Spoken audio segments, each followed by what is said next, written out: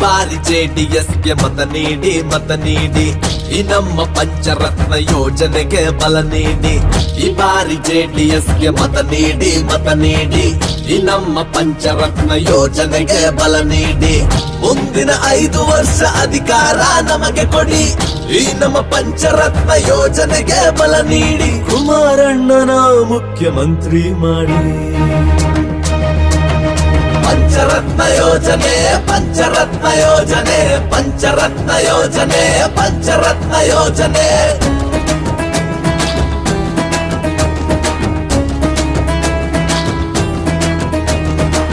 ವಿದ್ಯಾರ್ಥಿಗಳಿಗೆ ಇನ್ನು ವಿದ್ಯೆಯು ಉಚಿತ, ಅತ್ಯಂತ ಆಧುನಿಕ ವಿದ್ಯೆಯು ಖಚಿತ. ವಿದ್ಯಾರ್ಥಿಗಳಿಗೆ ಇನ್ನು ವಿದ್ಯೆಯು ಉಚಿತ, ಅತ್ಯಂತ ಆಧುನಿಕ ವಿದ್ಯೆಯು ಖಚಿತ.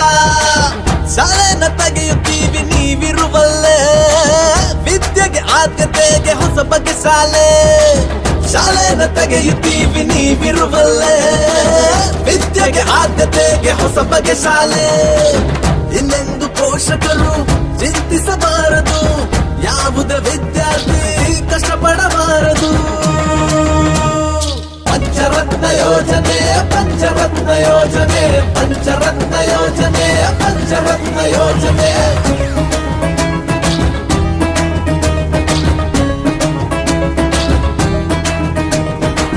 ಗ್ರಾಮ ಪಂಚಾಯಿತಿ ವ್ಯಾಪ್ತಿಗೆ ಒಂದು ಆಸ್ಪತ್ರೆ ಕಟ್ಟಿಸುವ ಯೋಜನೆ ತಂದು. ಗ್ರಾಮ ಪಂಚಾಯಿತಿ ವ್ಯಾಪ್ತಿಗೆ ಒಂದು ಆಸ್ಪತ್ರೆ ಕಟ್ಟಿಸುವ ಯೋಜನೆ ತಂದು.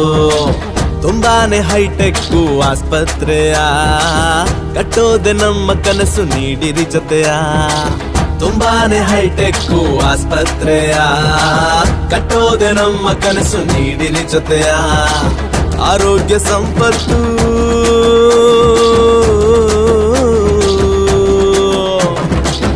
ಆರೋಗ್ಯ ಸಂಪತ್ತು ಯೋಜನೆ ತರುವೆವು, ರಜವೇ ಇಲ್ಲದ ಆಸ್ಪತ್ರೆ ತರುವೆವು. ಪಂಚರತ್ನ ಯೋಜನೆ ಪಂಚರತ್ನ ಯೋಜನೆ ಪಂಚರತ್ನ ಯೋಜನೆ ಪಂಚರತ್ನ ಯೋಜನೆ.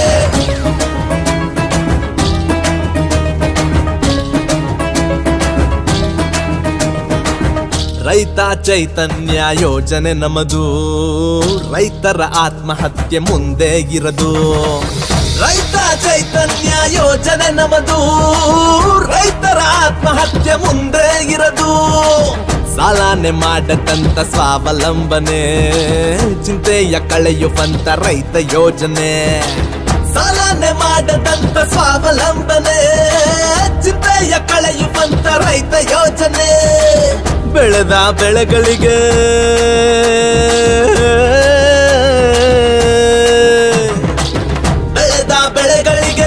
ಒಳ್ಳೆ ಬೆಲೆ ಬರುವಂತ ಯೋಜನೆ ತಂದಾಯ್ತು ರೈತರ ನಿಮಿಗಂತ. ಪಂಚರತ್ನ ಯೋಜನೆ ಪಂಚರತ್ನ ಯೋಜನೆ ಪಂಚರತ್ನ ಯೋಜನೆ ಪಂಚರತ್ನ ಯೋಜನೆ.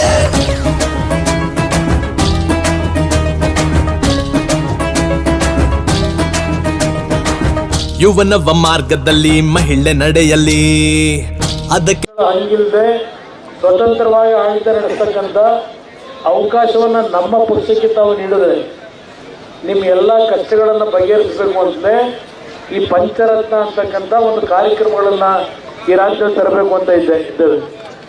5 ಕಾರ್ಯಕ್ರಮಗಳಿವೆ. ಪಂಚರತ್ನ ಕಾರ್ಯಕ್ರಮ ಅಂದರೆ ಒಂದು, ಉಚಿತವಾಗಿ ಎಲ್ಲ ಕುಟುಂಬದ ಮಕ್ಕಳಿಗೆ ಉತ್ತಮವಾದಂಥ ಶಿಕ್ಷಣವನ್ನು ಕೊಡಬೇಕು ಅಂತ ಹೇಳಿ UKG ಇಂದ 12ನೇ ತರಗತಿಯವರೆಗೆ ಕನ್ನಡ ಮತ್ತು ಇಂಗ್ಲಿಷ್ ಭಾಷೆಯಲ್ಲಿ 2 ಮಾಧ್ಯಮದ ಶಿಕ್ಷಣವನ್ನು ಶ್ರೀಮಂತ ಮಕ್ಕಳೇನು ಪಡೀತಾ ಇದ್ದಾರೆ.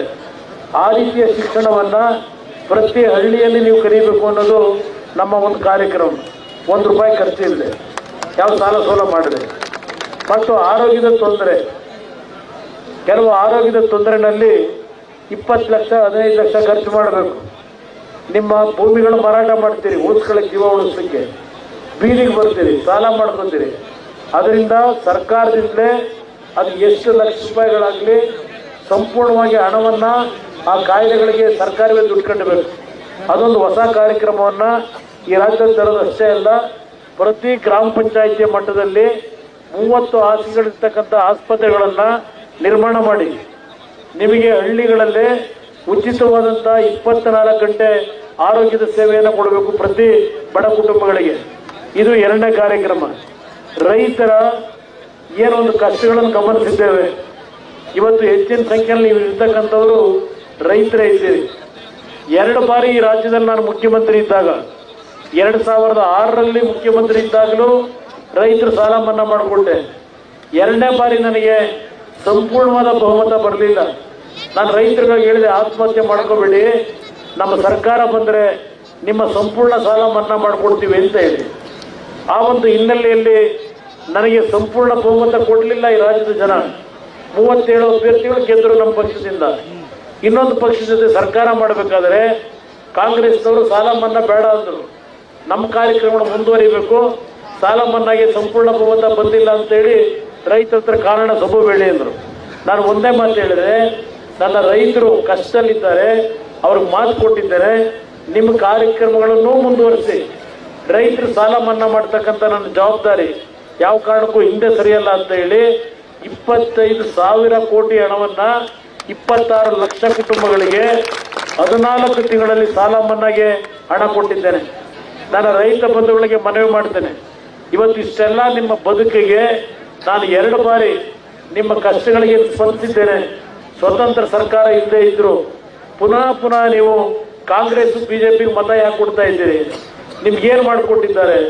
ತೊಗರಿ ಬೆಳೆದಿದ್ದೀರಿ, ಈಗ ತೊಗರಿ ಬೆಳೆ ಬೆಳೆದು ಏನಾಗಿದ್ದೀರಿ? ಈಗ ತೊಗರಿ ಬೆಳೆ ಬೆಳೆದು ಇವತ್ತು ರೈತರು ಆತ್ಮಹತ್ಯೆ ಮಾಡ್ಕೊತಾ ಇದ್ದಾರೆ. ನಿನ್ನೆ ನಿಮ್ಮ ಕಲಬುರಗಿ ಜಿಲ್ಲೆಯಲ್ಲಿ ಒಬ್ಬ ರೈತ 30 ಎಕರೆ ಭೂಮಿ ಇರ್ತಕ್ಕಂಥವ್ರು 30 ಎಕರೆಯಲ್ಲಿ ತೊಗರಿ ಬೆಳೆ ಬೆಳೆದು ಇವತ್ತು ನಷ್ಟ ಆಗಿ 3 ಲಕ್ಷ 4 ಲಕ್ಷ ಸಾಲ ಮಾಡಿದ್ದಾರೆ. ಸಾಲ ತೀರಿಸ್ಲಿಕ್ಕೆ ಆಗಲಿಲ್ಲ ಅಂತೇಳಿ ನಿನ್ನೆ ಒಂದು ಟವರ್ ಮೇಲೆ ಹತ್ತಿ ಅಲ್ಲಿಂದ ಬಿದ್ದು ಆತ್ಮಹತ್ಯೆ ಮಾಡ್ಕೊಂಡಿದ್ದಾರೆ. ಇದು ಮತ್ತೆ ರೈತರ ಆತ್ಮಹತ್ಯೆಗಳು ಪ್ರಾರಂಭ ಆಗಿದೆ. ಇಂಥ ಪರಿಸ್ಥಿತಿನಲ್ಲಿ ಬಿಜೆಪಿ ಮತ್ತು ಕಾಂಗ್ರೆಸ್ ಪಕ್ಷಗಳು ನಿಮ್ಮ ನೆರವಿಗೆ ಬರೋದಿಲ್ಲ. ಆದರೂ ನೀವು ಅಂಥ ಪಕ್ಷಗಳಿಗೆ ವೋಟ್ ಹಾಕ್ತೀರಿ, ನಮ್ಮನ್ನು ಮರೀತೀರಿ. ಮೊನ್ನೆ ಕಳೆದ ಉಪಚುನಾವಣೆ ಅವರೇನೋ 500, 1000, 2000 ಕೊಟ್ಟರು ಅಂತ ಹೇಳಿ ಮತ ಕೊಟ್ಬಿಟ್ರಿ ಬಿಜೆಪಿ ಅವರಿಗೆ. ಈಗ ನಿಮ್ಗೇನು ಕೊಟ್ಟಿದ್ದವರು? ತೊಗರಿ ಬೆಳೀತಕ್ಕಂಥ ರೈತ ಕಷ್ಟದಲ್ಲಿದ್ದಾನೆ, ಕಬ್ಬು ಬೆಳೆಗಾರರು ಕಷ್ಟದಲ್ಲಿದ್ದಾರೆ, ಹತ್ತಿ ಬೆಳೆಯೋರು ಕಷ್ಟದಲ್ಲಿದ್ದಾರೆ, ನಾನು ಅವ್ರಿಗೆ ಸಹಾಯ ಮಾಡ್ತೀನಿ ಅಂತ ಹೇಳಿ ನಮ್ಮ ರೈತರನ್ನ ಉಳಿಸ್ಲಿಕ್ಕೆ ಬಂದರ ಬಿಜೆಪಿ ಪಕ್ಷದ ಶಾಸಕರುಗಳು. ಇಲ್ಲಿ ಬರಬೇಕಾದ್ರೆ ರಸ್ತೆ ನೋಡ್ಕೊಂಡ್ ಬಂದೆ. ನಿಮ್ಮ ರಸ್ತೆ ಯಾವ ರೀತಿ ಇದೆ? ನಿಮ್ಮ ಬೀದರ್ ಜಿಲ್ಲೆಯಲ್ಲಿ ಯಾವ ರೀತಿ ಮನೆಗಳಲ್ಲಿ ವಾಸ ಮಾಡ್ತಾ ಇದ್ದೀರಿ?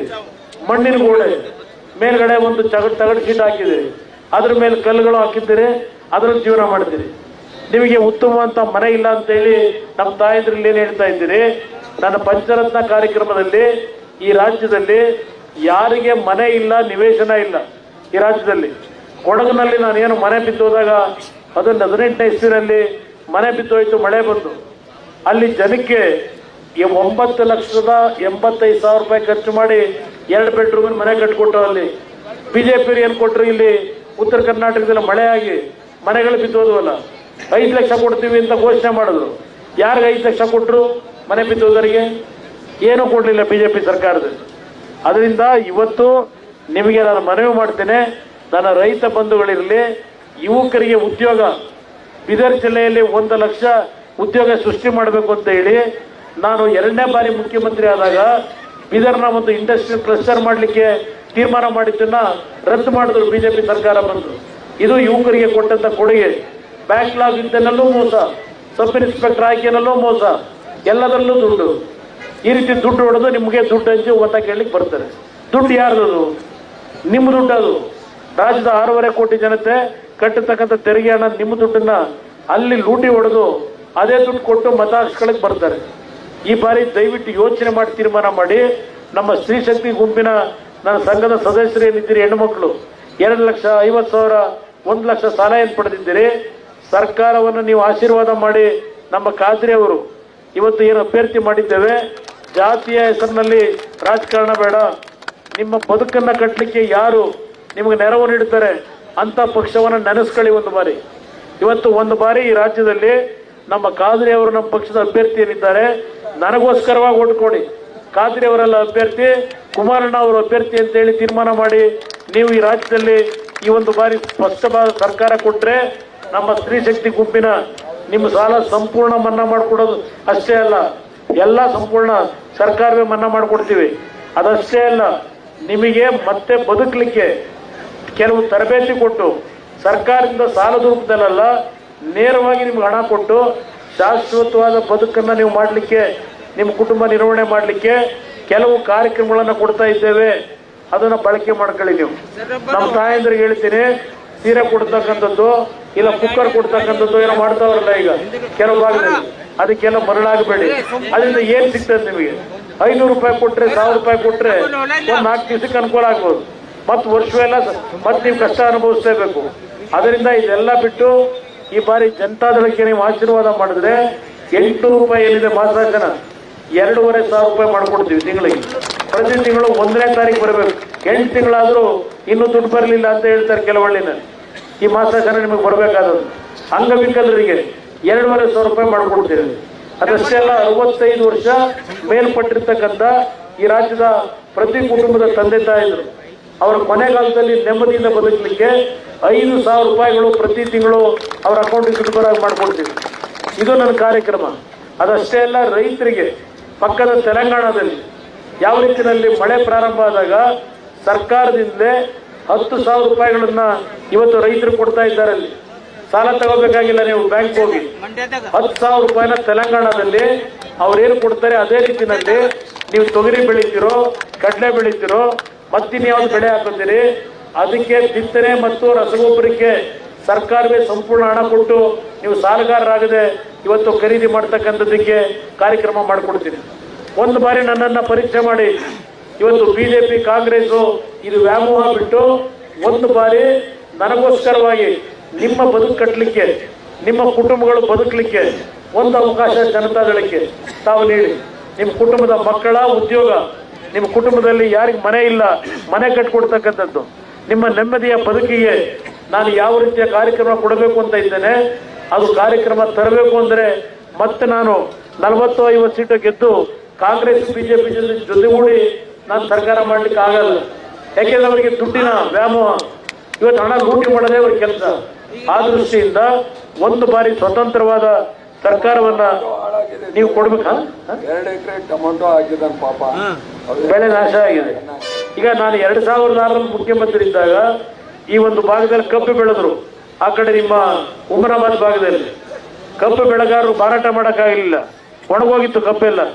25,000 ರೂಪಾಯಿ ಹೆಕ್ಟರ್ ಸಹಾಯಧನ ಕೊಟ್ಟೆ. ಈ ಸರ್ಕಾರದಲ್ಲಿ ಈಗ ಟೊಮೊಟೊ ಹಾಕಿದ್ದೀನಿ, ಸಂಪೂರ್ಣ ನಾಶ ಆಗಿದೆ ಅಂತ ಏನು ಹೇಳ್ತಾರೆ. ಈಗ ರೈತ ಬದುಕದ ಹೆಂಗೆ ಬದುಕಬೇಕು? ಎಷ್ಟು ಲಕ್ಷ ಖರ್ಚು ಮಾಡಿದೆಯಪ್ಪ? ಈಗ 2 ಲಕ್ಷ ರೂಪಾಯಿ ಖರ್ಚು ಮಾಡಿದ. 2 ಲಕ್ಷ ರೂಪಾಯಿ ಸಂಪಾದನೆ ನಮ್ಮ ರೈತರಿಗೆ ಅಷ್ಟು ಸುಲಭ?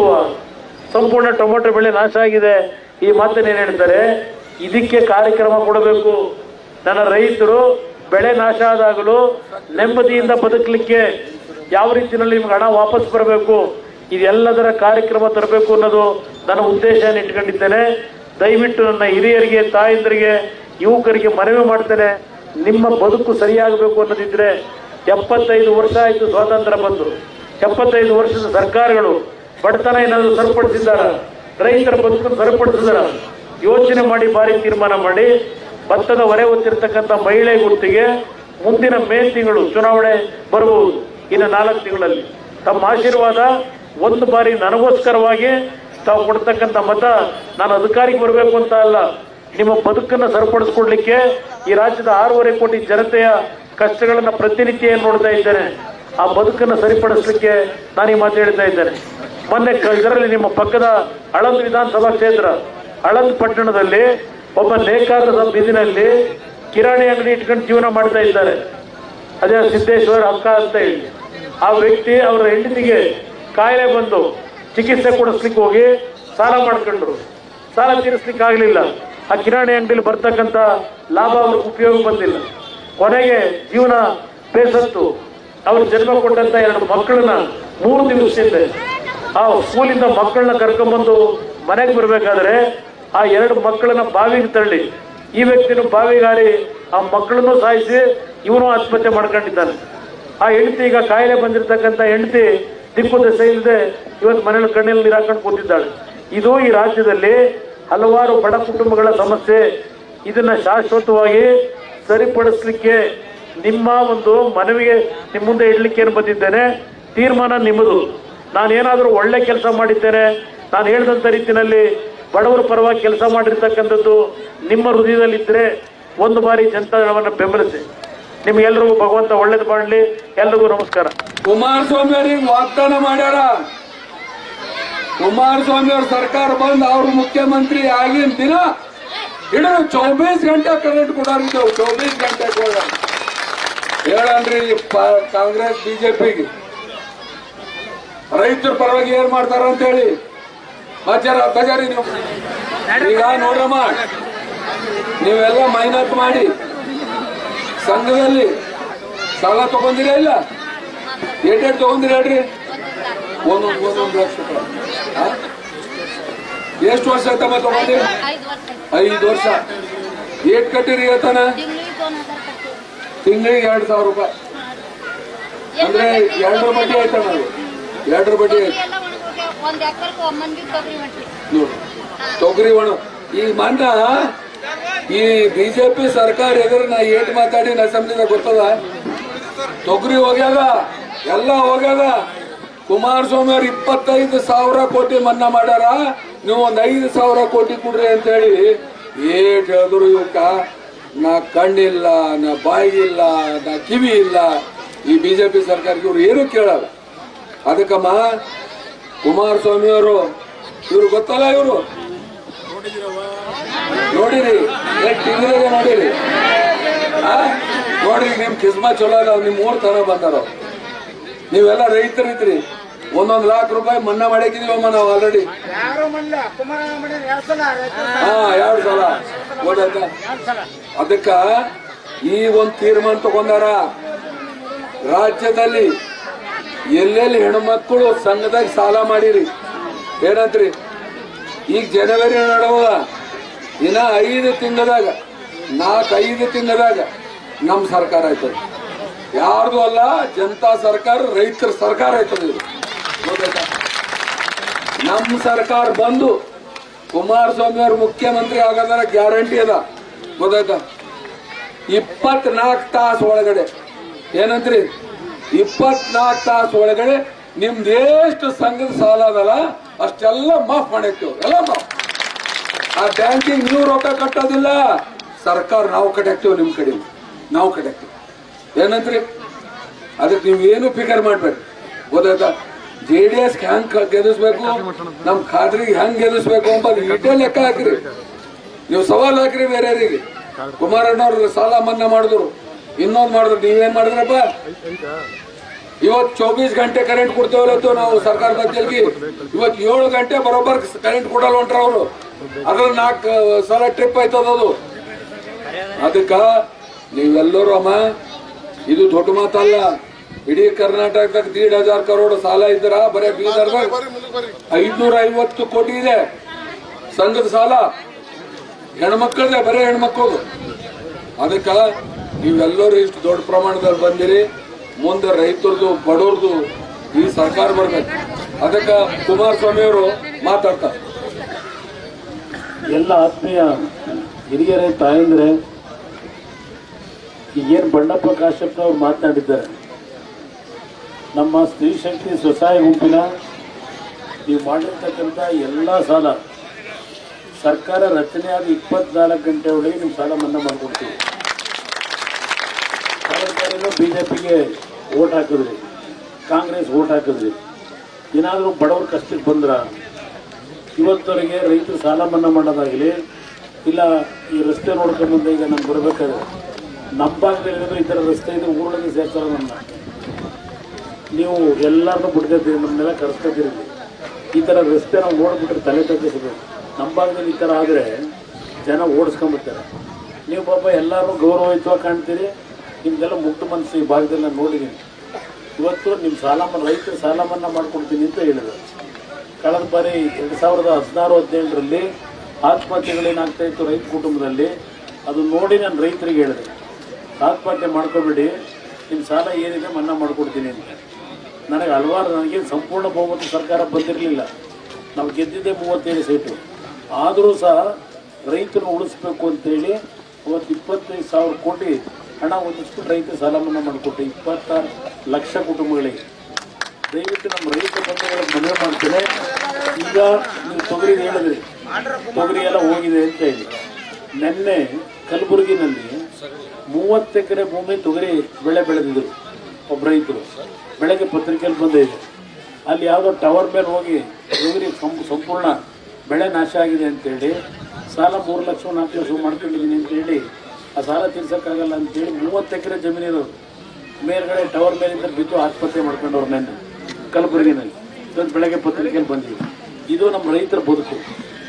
ಇದಕ್ಕೋಸ್ಕರಲೇ ನಾನು ನಿಮ್ಮೆಲ್ಲರಲ್ಲಿ ಮನವಿ ಮಾಡೋದು, ಒಂದು ಬಾರಿ 5 ವರ್ಷದ ಸರ್ಕಾರ ಜನತಾದಳದ್ದು ಆ ಮಹಿಳೆ ಗುರುತೇನಿದೆ ಅದಕ್ಕೆ ತಾವು ಆಶೀರ್ವಾದ ಮಾಡಿದ್ರೆ ನಿಮ್ಮ ಎಲ್ಲ ಸಾಲ ಮನ್ನಾ ಮಾಡೋದಷ್ಟೇ ಅಲ್ಲ, ಸ್ತ್ರೀ ಶಕ್ತಿಯ ಹೆಣ್ಣು ಮಕ್ಕಳೇನಿದ್ದೀರಿ, ನಿಮ್ಮ ತಾಯಂದಿರು ಸಹೋದರಿಯರು, ನಿಮಗೆ ಪ್ರತಿ ಗ್ರಾಮದಲ್ಲಿ ಕೆಲವು ಯಾವ ಥರ ವಸ್ತುಗಳನ್ನು ನೀವು ತಯಾರು ಮಾಡಬೇಕು ಅದರದ್ದು ಟ್ರೈನಿಂಗ್ ಕೊಡಿಸ್ತೀನಿ, ನಿಮಗೆ ತರಬೇತಿ ಕೊಡಿಸಿ ಹಣ ನಿಮಗೆ ಸಾಲದ ರೂಪದಲ್ಲಿ ಕೊಡಲ್ಲ, ಸರ್ಕಾರದಿಂದಲೇ ನಿಮಗೆ 50,000ನೋ 1 ಲಕ್ಷನೋ 10 ಲಕ್ಷನೋ ಕೊಡ್ತಕ್ಕಂಥ ಕಾರ್ಯಕ್ರಮ ಕೊಡ್ತೀನಿ. ಆದರೆ ದುಡ್ಡು ಕೊಟ್ಟಿದ್ದನ್ನು ನೀವು ಸರಿಯಾಗಿ ಉಪಯೋಗ ಮಾಡಬೇಕು. ಆ ದುಡ್ಡು ತಗೊಂಡು ಇನ್ಯಾವುದಕ್ಕೂ ಖರ್ಚು ಮಾಡ್ಕೊಂಡ್ರೆ ಮತ್ತೆ ನೀವು ಬದುಕೋಕ್ಕಾಗಲ್ಲ. ಯಾಕೆಂದರೆ ನನಗೆ ಏನು ಪಂಚರತ್ನ ಕಾರ್ಯಕ್ರಮದ ರಥಯಾತ್ರೆ ಹಳ್ಳಿಗಳ ಮೇಲೆ ಹೋಗ್ತಾ ಇದ್ದೀನಿ. ಒಂದು ಚಿಕ್ಕನಾಯಕನಹಳ್ಳಿ ಅಂತೇಳಿ ಬೆಂಗಳೂರು ಹತ್ರ ತುಮಕೂರು ಜಿಲ್ಲೆ ಇದೆ. ಆ ತುಮಕೂರು ಜಿಲ್ಲೆನಲ್ಲಿ ರಾತ್ರಿ 3 ಗಂಟೆ ನಾನು ಹಳ್ಳಿಗೆ ಹೋದಾಗ ಇವ್ರ ಹೆಂಡತಿ ಊರು, ಇವರಲ್ಲೇ ಮದುವೆ ಆಗಿರೋದು ಚಿಕ್ಕನಾಯಕನಹಳ್ಳಿಯಿಂದ, ಇವ್ರ ಹೆಂಡತಿ ಊರು. ಅಲ್ಲಿ 3 ಗಂಟೆ ರಾತ್ರಿಯಲ್ಲಿ ಒಂದು ಕಾಲೇಜ್ಗೆ ಹೋಗೋ ಹೆಣ್ಣು ಮಗಳು ಕಾಯ್ತಿದ್ಲು ನನಗೋಸ್ಕರ. ಯಾಕಪ್ಪ ಇಷ್ಟೊಂದು 3 ಗಂಟೆ ರಾತ್ರಿಲಿ ಇದೆಯಲ್ಲಪ್ಪ ಅಂತ ಕೇಳಿದೆ. ಇಲ್ಲ, ನಮ್ಮ ತಂದೆ ನಾನು ಬಂದಿದ್ದೀನಿ ಇಲ್ಲಿ, ನಾನು ಡಿ ಫಾರಮ್ಗೆ ಓದೋದಕ್ಕೆ ಅಂತ ಹೇಳಿ ಸೇರ್ಕೊಂಡೆ, ದುಡ್ಡು ಕಟ್ಟಬೇಕಾಗಿತ್ತು ಫೀಸ್ನ, ದುಡ್ಡಿರಲಿಲ್ಲ. ನನ್ನ ತಾಯಿ ಸ್ವಸಹಾಯ ಸಂಘದ ಮೆಂಬರ್ ಇದ್ದರು. 2 ಲಕ್ಷ ರೂಪಾಯಿ ಸಾಲನ ಸಂಘದಿಂದ ತಗೊಂಡು ಮೊದಲನೇ ವರ್ಷದ ಫೀಸ್ ಕಟ್ಬಿಟ್ಟಿದ್ದೀನಿ. ಈಗ 2ನೇ ವರ್ಷದ ಫೀಸ್ ಮತ್ತೆ 2 ಲಕ್ಷ ಕಟ್ಟಬೇಕಾಗಿದೆ. ಅದಕ್ಕೆ ನಿಮ್ಮ ಹತ್ರ ಏನಾದರೂ ಮಾಡಿ ದುಡ್ಡು ಕೊಡಿ ಅಂತ ಕೇಳಕ್ಕೆ ಬಂದಿದ್ದೀನಿ ಅಂತ 3 ಗಂಟೆ ರಾತ್ರಿ ಹೆಣ್ಮಗಳು ಬಂದು ಕಾಯ್ತಾ ಇದ್ದೀನಿ. ಇದು ನಮ್ಮ ಹಳ್ಳಿಯಲ್ಲಿ ಇರ್ತಕ್ಕಂಥ ಜನರ ಕಷ್ಟ. ಅದು ಹೆಣ್ಣು ಮಕ್ಕಳಿರಲಿ ಯುವಕರಿರಲಿ, ಈ ಬಡತನ ಅಂತಕ್ಕಂಥದ್ದು ಈ ರೀತಿ ಇದೆ. ಸ್ವಾತಂತ್ರ್ಯ ಬಂದು 75 ವರ್ಷ ಆಯಿತು. 75 ವರ್ಷದಿಂದ ನೀವು ಓಟ್ ಹಾಕ್ತಾನೆ ಇದ್ದೀರಿ, ಸರ್ಕಾರಗಳು ಬರ್ತಾನೆ ಇವೆ. ಶ್ರೀಮಂತರು ಶ್ರೀಮಂತರಾಗ್ತಾರೆ, ಬಡವರನ್ನು ಬಡವರಾಗಿ ಇರ್ತೀವಿ. ಅದಕ್ಕೋಸ್ಕರವಾಗಿ ನಾನು 2 ಬಾರಿ ಆಕಸ್ಮಿಕವಾಗಿ ಮುಖ್ಯಮಂತ್ರಿ ಆದಾಗಲೂ ರೈತರು ಸಾಲ ಮನ್ನಾ ಮಾಡಿದ್ದಷ್ಟೇ ಅಲ್ಲ, ನನಗೆ ಪ್ರತಿನಿತ್ಯ ಏನೊಂದು ಜನತಾ ದರ್ಶನ ಮಾಡಬೇಕಾದ್ರೆ ಹಳ್ಳಿಯಿಂದ ಜನಗಳು ಬರೋರು, ಹೆಣ್ಮಕ್ಳು ಬಂದು ಇಡೀ ರಾಜ್ಯದಿಂದ ಅವ್ರು ಕಷ್ಟ ಹೇಳ್ಕೊಳ್ಳಿ ಬರೋರು. ಆ ಸಂದರ್ಭದಲ್ಲಿ 2006ನೇ ಇಸ್ವಿನಲ್ಲಿ ನಿಮಗೆ ತಿಂಗಳಿಗೆ 200 ರೂಪಾಯಿ ಕೊಡ್ತಾ ಇದ್ರು ಮಾಸಾಶನ, ವಯಸ್ಸಾಗಿರೋರಿಗೆ, ವಿಧವೆಯರಿಗೆ, ಅಂಗವಿಕಲರಿಗೆ. ನಾನು ಏನು ದುಡ್ಡು ಬರ್ತಾ ಇಲ್ವವ? 2-3 ತಿಂಗಳಿಂದ ಬಂದಿಲ್ಲ, 8 ತಿಂಗಳಾಯ್ತು ಬಂದಿಲ್ಲ. ಅದಕ್ಕೆ ನಾನು ಯಾಕೆ ಹೇಳ್ತಾ ಇದ್ದೀನಿ ಅಂದರೆ, ಆ ಸಂದರ್ಭದಲ್ಲಿ ಬಡವ್ರ ಕಷ್ಟ ನೋಡಿ ಗ್ರಾಮ ವಾಸ್ತವ್ಯ ಹಳ್ಳಿಗೆ ಬಂದು, ನಾನು ಬೆಂಗಳೂರಿನಲ್ಲಿ ವಿಧಾನಸೌಧದಲ್ಲಿ ಕೂತು ಕೆಲಸ ಮಾಡಲಿಲ್ಲ, ಗ್ರಾಮ ವಾಸ್ತವ್ಯ ಮಾಡಿವೆ. ಹಳ್ಳಿಗೆ ಬಂದು ನಿಮ್ಮ ಜೊತೆಲೇ ಇದ್ದು ನಿಮ್ಮ ಕಷ್ಟ ಸುಖ ಕೇಳಿ ಏನು ಕೆಲಸ ಮಾಡಬೇಕು ಅಂತ ಕೆಲಸ ಮಾಡ್ತಿದ್ದಿದ್ವಿ. 200 ರೂಪಾಯಿ ಕೊಡ್ತಾ ಇದ್ದಂಥ ಮಾಸಾಶನನ 500 ರೂಪಾಯಿ ಕೊಡ್ತಕ್ಕಂಥ ತೀರ್ಮಾನ ಮಾಡಿದೆ. ಕಾರಣ, ಅವತ್ತು ನಮಗೆ ಈ ಬಡವರಿಗೆ ಅಕ್ಕಿ ನಾವು ಕೊಡ್ತೀವಲ್ಲ, 3 ರೂಪಾಯಿ ಕೆಜಿ ಅಕ್ಕಿ ಕೊಡುವ ನಿಮಗೆ ಬಡವರಿಗೆ BPL ಕಾರ್ಡಿಗೆ 3 ರೂಪಾಯಿ ಕೆಜಿ ಅಕ್ಕಿ ಅಂದರೆ ನಾನು ಯೋಚನೆ ಮಾಡಿದೆ, ಅಕ್ಕಿ ಪುಕ್ಕಟ್ಟೆ ಕೊಟ್ಟರೆ ಉಚಿತವಾಗಿ ಕೊಟ್ಬಿಟ್ರೆ ಹೇಗೆ ಅಂತೇಳಿ ಕೆಜಿ ಅಕ್ಕಿ ಕೊಟ್ಟರೆ ಏನಾಗುತ್ತೆ ಅಂತ ನಮ್ಮ ಅಧಿಕಾರಿಗಳು ನನ್ನ ಜೊತೆ ಚರ್ಚೆ ಮಾಡೋದು. ಆಗ ಅವ್ರು ಹೇಳಿದ್ದು ನೋಡಿ, 3 ರೂಪಾಯಿ ನಾವು ಅಕ್ಕಿ ಕೊಡ್ತಾ ಇದ್ದೀವಿ. ಈಗ ನೀವು 3 ರೂಪಾಯಿ ಕೆಜಿ ಅಕ್ಕಿನ ಪುಕ್ಕಟ್ಟೆ ಕೊಟ್ಟರು 10 ಕೆಜಿ ಕೊಟ್ಟರು 30 ರೂಪಾಯಿ ಆಯಿತು. ನೀವು ಅವರಿಗೆ ರಿಯಾಯಿತಿ ಕೊಡೋದು 30 ರೂಪಾಯಿ, ಅವ್ರ ಭಾರ ಇಳಿಸ್ತೀರಿ. ಅದು ಮಾಡೋದ್ರ ಬದಲು ಒಂದು 400 ರೂಪಾಯಿ 500 ರೂಪಾಯಿ ತಿಂಗಳಿಗೆ ಮಾಸಾಶನ ಕೊಟ್ಟರೆ ಮಾತ್ರೆಗೂ ಮಗನೊಂದಕ್ಕೂ ಅನುಕೂಲ ಆಗುತ್ತೆ. 3 ರೂಪಾಯಿ ಕೊಡ್ತಕ್ಕಂಥದ್ದನ್ನು ಅದನ್ನು ಚೇಂಜ್ ಮಾಡೋಕ್ಕೆ ಹೋಗಬೇಡಿ, ಒಂದು 500 ರೂಪಾಯಿಗೂ 400 ರೂಪಾಯಿಗೂ ಏರಿಕೆ ಮಾಡಿ ಅಂದರೆ ಮಾಸಾಶನ ಅದ್ರ ಮೇಲೆ ಜಾಸ್ತಿ ಮಾಡಿದ್ದಾಗ, ಇಲ್ಲೇ ಇದು ಉಚಿತವಾದಕ್ಕೆ ಅವತ್ತೇ ಕೊಡುವೆ 3 ಅಲ್ಲಿ ನಿಮಗೆ. ಅದಕ್ಕೋಸ್ಕರ ನಾನು ಯಾಕೆ ಹೇಳ್ತೀನಿ ಅಂದರೆ, ಈಗ 8 ತಿಂಗಳಿಂದ ಕೊಡ್ತಿಲ್ಲ ಅಂತಿದ್ದೀರಿ. ನಿಮಗೆ ಪ್ರತಿ ತಿಂಗಳು ಮುಂದಕ್ಕೆ ಈ ಸರ್ಕಾರ ನಾವು ಬಂದರೆ ನಿಮ್ಮ ಆಶೀರ್ವಾದದಲ್ಲಿ ಗೆಲ್ಲಿಸಿ ಇವ್ರನ್ನ. ಅವ್ರಿಗೆ ಓಟ್ ಹಾಕೋದಲ್ಲ, ನನಗೆ ಓಟ್ ಹಾಕ್ತಿದ್ದೀನಿ ಅಂತ ತಿಳ್ಕೊಳ್ಳಿ. ಕುಮಾರನಿಗೆ ಓಟ್ ಹಾಕ್ತೀವಿ ಅಂತ ತಿಳ್ಕೊಂಡು ಓಟ್ ಹಾಕ್ತೀವಿ. ಜಾತಿ ಮೇಲೆ ಓಟ್ ಹಾಕಬೇಡಿ, ಜಾತಿಯ ಒಂದು ವ್ಯಾಮೋಹದಲ್ಲಿ ಓಟ್ ಹಾಕಬೇಡಿ. ನಿಮ್ಮ ಬದುಕಿಗೆ, ನಿಮ್ಮ ಜೀವನಕ್ಕೆ ಯಾರು ಒಳ್ಳೆ ಕೆಲಸ ಮಾಡ್ತಾರೆ ಅದು ನೋಡಿ ತೀರ್ಮಾನಕ್ಕೆ ಬನ್ನಿ. ನಿಮಗೆ ತಿಂಗಳಿಗೆ 2,500 ರೂಪಾಯಿ ಮಾಡ್ತೀವಿ ಮಾಸಾಶನ. ಇವತ್ತೇನು 800 ರೂಪಾಯಿ ಇದೆ. 2,500 ರೂಪಾಯಿ ಪ್ರತಿ ತಿಂಗಳು 1ನೇ ತಾರೀಕು ನಿಮ್ಮ ಮನೆ ಬಾಗಿಲಿಗೆ ಬರಬೇಕು ದುಡ್ಡು. 65 ವರ್ಷ ಮೇಲ್ಪಟ್ಟವರಿಗೆ 65 ವರ್ಷ ಮೇಲ್ಪಟ್ಟವರಿಗೆ ತಿಂಗಳಿಗೆ 5,000 ರೂಪಾಯಿ ಕೊಡ್ತೀವಿ. ಆ ಕಾರ್ಯಕ್ರಮ ತಂದು ಕೊಡ್ತೀನಿ ನಿಮಗೆ. ತಿಂಗಳಿಗೆ ಸರ್ಕಾರ ಕೊನೆಗಾಲದಲ್ಲಿ ಯಾವುದೋ ಒಂದು ಕಾಯಿಲೆಗೋ ಮಗದೊಂದಕ್ಕೋ ನೀವು ಮಾತ್ರೆ ತಗೊಳ್ಳೋದಕ್ಕೆ ಊಟಕ್ಕೂ ಪರಿಸ್ಥಿತಿ ತುಂಬ ಕೆಟ್ಟಿದ್ದೀರಿ. ದೊಡ್ಡ ವಯಸ್ಸಿನಲ್ಲಿ 65 ವರ್ಷ ವಯಸ್ಸಾಗಿರೋದಿದ್ದೀರಿ, ಭಾಳ ಕಷ್ಟದಲ್ಲಿರ್ತೀರಿ. ಊಟ ಜನ್ಮ ಕೊಟ್ಟು ಮಕ್ಕಳು ಸರಿಯಾಗಿ ನೋಡ್ಕೊಳ್ಳೋದೇ ಇರೋರು ಅವ್ರು ಹಲವಾರು ಕುಟುಂಬದಲ್ಲಿ. ಇದೆಲ್ಲ ನೋಡಿದ್ದೀನಿ. ಅದಕ್ಕೆ ತಿಂಗಳಿಗೆ 5,000 ರೂಪಾಯಿ ಕೊಡ್ತಾರೆ. ಅದೆಲ್ಲ ಕಾರ್ಯಕ್ರಮ ಕೊಡೋದಷ್ಟೇ. ನಿಮ್ಮ ಸಾಲ ಮನ್ನಾ ಮಾಡೋದು ಎಲ್ಲ ಮಾಡಿ, ರಸ್ತೆಗಳದ್ದು ಇವೆಲ್ಲ ಬೇರೆ ಕೆಲಸ ಮಾಡೋಣ. ಆದರೆ ನಿಮ್ಮ ಬದುಕಬೇಕಲ್ಲ. ಈಗ ಮೊನ್ನೆ ನಿಮ್ಮ ಇಲ್ಲಿ ಆಳಂದ ತಾಲೂಕಲ್ಲಿ ನಿಮ್ಮ ಪಕ್ಕದ ಆ ಕಡೆ ಕಲಬುರಗಿ ಭಾಗದಲ್ಲಿ ಆಳಂದ ಅಂತೇಳಿ, ಅಲ್ಲಿ ಪಟ್ಟಣದಲ್ಲಿ ಒಂದು ನೇಕಾರ ಸಮಾಜದವರು ಒಂದು ಸಣ್ಣ ಕಿರಾಣಿ ಅಂಗಡಿ ಇಟ್ಕೊಂಡವ್ರೆ. ಮೊನ್ನೆ ಈ 3 ದಿವಸದಿಂದ ಆಗಿರೋ ಘಟನೆ. ಆ ಕಿರಾಣಿ ಅಂಗಡಿಯಲ್ಲಿ ಜೀವನ ಮಾಡಬೇಕು ಬಂದಿದ್ದ ಲಾಭದಲ್ಲಿ. ಅವ್ರ ಹೆಂಡತಿ ಕಾಯಿಲೆ ಆಯಿತು. ಆ ಕಾಯಿಲೆಗೆ ಖರ್ಚು ವೆಚ್ಚಕ್ಕೆ ದುಡ್ಡಿಲ್ಲ, ಸಾಲ ಮಾಡ್ಕೊಂಡವ್ರೆ. 2 ಮಕ್ಕಳಿದ್ವು. ಆ ಜನ್ಮ ಕೊಟ್ಟು ತಂದೆನೇ ಸ್ಕೂಲಿಂದ ಕರ್ಕೊಂಬರ್ಬೇಕಾದ್ರೆ 2 ಮಕ್ಕಳನ್ನು ಬಾವಿಗೆ ಇವನೇ ತಳ್ಳಿ ಅವನು ಬಾವಿಗೆ ಬಿದ್ದು ಸತ್ತೋದ 3 ಜನ. ಆ ಸಾಲ ತೀರಿಸ್ಬೇಕಾಗಿದೆ. ಈಗ ಪಾಪ ಕಾಯಿಲೆ ಇರೋ ಹೆಂಡತಿ ಎಲ್ಲೋಗ್ಬೇಕೀಗ ಜೀವನ ಮಾಡೋದಕ್ಕೆ. ಇದು ಈ ರಾಜ್ಯದಲ್ಲಿ ಲಕ್ಷಾಂತರ ಕುಟುಂಬದ ಬಡವರ ಸಮಸ್ಯೆ ಏನಿದೆ. ನಮ್ಮ ಯುವಕರುಗಳಿಗೂ ಮನವಿ ಮಾಡ್ತೇನೆ. ಇವತ್ತು ಕೆಲಸ ಇವತ್ತು ಯಾವ ಪರಿಸ್ಥಿತಿಯಲ್ಲಿ ಇದ್ದೀರಿ. ಉತ್ತರ ಕರ್ನಾಟಕದ ಭಾಗದಲ್ಲಿ ಬರೀ ಕಲ್ಯಾಣ ನಗರ ಅಂತ ಹೆಸರಿಟ್ರಾಗಲ್ಲ. ಕಲ್ಯಾಣ ನಗರ ಯಾವಾಗ ಆಗೋದು? ನಿಮ್ಮ ಬದುಕು ಸರಿಯಾದರೆ, ನೀವೆಲ್ಲ ಒಳ್ಳೆ ರೀತಿಯಲ್ಲಿ ಬದುಕ್ತಕ್ಕಂಥ ಕೆಲಸ ಆದರೆ ಆಗ ಕಲ್ಯಾಣ ನಗರ ಅಂತ ಒಪ್ಕೊಳ್ಳೋದು. ಹೈದರಾಬಾದ್ ಕರ್ನಾಟಕ ತಗೊಂಡು ಕಲ್ಯಾಣ ಕರ್ನಾಟಕ ಅಂತ ಹೆಸರೇನೋ ಇಟ್ಬಿಟ್ರು. ಆದರೆ ನಿಮ್ಮ ಪರಿಸ್ಥಿತಿ ಎಲ್ಲಿಟ್ಟವ್ರೆ? ದಯವಿಟ್ಟು ಯೋಚನೆ ಮಾಡಿ. ಈ ಬಾರಿ ಜನತಾದಳಕ್ಕೆ ನೀವು ಮತ ಹಾಕಿದ್ರೆ ಎಲ್ಲ ರೀತಿಯ ನಿಮ್ಮ ಸಮಸ್ಯೆಗಳಿಗೆ ಶಾಶ್ವತವಾದ ಪರಿಹಾರ 5 ವರ್ಷದಲ್ಲಿ ತಂದುಕೊಡದೇ ಇದ್ದರೆ ನಮ್ಮ ಪಕ್ಷನೇ ವಿಸರ್ಜನೆ ಮಾಡಿಬಿಟ್ಟು ಓಟ್ ಕೇಳೋಕ್ಕೆ ಬರಲ್ಲ. ನಾನು ಪರೀಕ್ಷೆ ಮಾಡಿದ್ದೀನಿ. 2 ಬಾರಿ ರೈತರು ಸಾಲ ಮನ್ನಾ ಮಾಡಿಕೊಟ್ಟಿದ್ದೀನಿ. ಈ ಮನೆಗಳೇನವೆ, ಈ ಮನೆಗಳು ಸಂಪೂರ್ಣವಾಗಿ ನಾನೇ ಕಟ್ಕೊಡ್ತೀವಿ ಸರ್ಕಾರದಿಂದ. ಈಗೇನು 1.5 ಲಕ್ಷ ಅಂತ ಕೊಡ್ತೀವಿ ಅಂತಾರೆ. 1.5 ಲಕ್ಷದಲ್ಲಿ ಮನೆ ಕಟ್ಟೋಕ್ಕಾಯ್ತದ? ಆಗೋದಿಲ್ಲ. ಅದಕ್ಕೆ ಇವತ್ತು ಕನಿಷ್ಠ 5 ಲಕ್ಷ ರೂಪಾಯಿ ಮನೆಗಳನ್ನು ಸರ್ಕಾರದ ಒತ್ತಿಗೆ ಈ ಭಾಗದಲ್ಲಿ ನೋಡ್ತಾ ಇದ್ದೀನಿ. ಗೋಡೆ, ಮಣ್ಣಿನ ಗೋಡೆ ಕಟ್ಕೊಂಡಿದ್ದೀರಿ, ಮೇಲ್ಗಡೆ ತಗಡು ಶೀಟ್ ಹಾಕೊಂಡಿದ್ದೀರಿ, ಅಲ್ಲ ಕಲ್ಲು ಇಟ್ಕೊಂಡಿದ್ದೀರಿ, ಮೇಲೆ ಕಲ್ಲು ಇದರ ಮರ ಅಂತ ಹಾಕೊಂಡಿದ್ದೀರಿ. ಈ ಥರ ಹೆಂಗೆ ಬದುಕ್ತೀರಿ ಅಂತ ನನಗೆ ಆಶ್ಚರ್ಯ ಆಯ್ತು. ನೀವು ಬಂದು ಪರಿಸ್ಥಿತಿ ನೋಡಿ. ಅದಕ್ಕೋಸ್ಕರವಾಗಿ ಒಂದು ಬಾರಿ ನನ್ನನ್ನು ಪರೀಕ್ಷೆ ಮಾಡಿ ಇದೆಲ್ಲ ಸರಿಪಡಿಸ್ಕೊಳ್ಳದೆ ಹೋದರೆ ನಾನು ಯಾವ ಕಾರಣಕ್ಕೂ ಮತ್ತೆ ಓಟ್ ಕೇಳೋಕ್ಕೆ ಬರಲ್ಲ. ನಾನು 18ರಲ್ಲಿ ಮುಖ್ಯಮಂತ್ರಿಯಾಗಿ ರೈತರು ಸಾಲ ಮನ್ನಾ ಮಾಡಿದ್ದಷ್ಟೇ ಅಲ್ಲ, ಆ ಮಡಿಕೇರಿ ಜಿಲ್ಲೆ ಇದೆಯಲ್ಲ, ಯಾರಾದರೂ ನಮ್ಮ ಯುವಕರು ವಯಸ್ಸು ನಿಮ್ಗೆ ತಿಳ್ಕೊಂಡಂತಾರೆ ಇದೀನಿ. ಮಡಿಕೇರಿನಲ್ಲಿ ಮಳೆಗಾಲದಲ್ಲಿ ಗೂಡುಗಳು ಕುಸಿದೋಗಿ ಮನೆಗಳು ಬಿದ್ದೋದು. ಅಲ್ಲಿ 9 ಲಕ್ಷ ರೂಪಾಯಿ ಖರ್ಚು ಮಾಡಿ ಮನೆಗಳು ಕಟ್ಕೊಂಡಿದ್ದೀನಿ. 2 ಬೆಡ್ರೂಮ್ ಮನೆಗಳನ್ನು ಕಟ್ಕೊಟ್ಟೆ ಮುಖ್ಯಮಂತ್ರಿಯಾಗಿ. ಆ ಕೆಲಸ ಇಡೀ ರಾಜ್ಯದಲ್ಲಿ ಮಾಡ್ಕೊಳ್ಳೋದು ನನ್ನ ಜವಾಬ್ದಾರಿ. ಒಂದು ಬಾರಿ ನನ್ನನ್ನು ಪರೀಕ್ಷೆ ಮಾಡಿ ದಯವಿಟ್ಟು ಈ ಬಾರಿ ಕಾಂಗ್ರೆಸ್ BJP ಬಿಟ್ಟು ಜನತಾದಳಕ್ಕೆ ಭತ್ತದ ಹೊರೆ ಹೊತ್ತಿರತಕ್ಕಂಥ ಮಹಿಳೆ ಗುರುತಿಗೆ ನಾವು ಆಶೀರ್ವಾದ ಮಾಡಿ ನಿಮ್ಮ ಬದುಕು ಸರಿಪಡಿಸ್ಕೊಡ್ತೀವಿ. ನನ್ನ ಜವಾಬ್ದಾರಿ. ನಿಮ್ಮೆಲ್ಲರೂ ಒಳ್ಳೇದು ಮಾಡ್ತಾರೆ. ಕುಮಾರಸ್ವಾಮಿ ಅಣ್ಣವ್ರಿಗೆ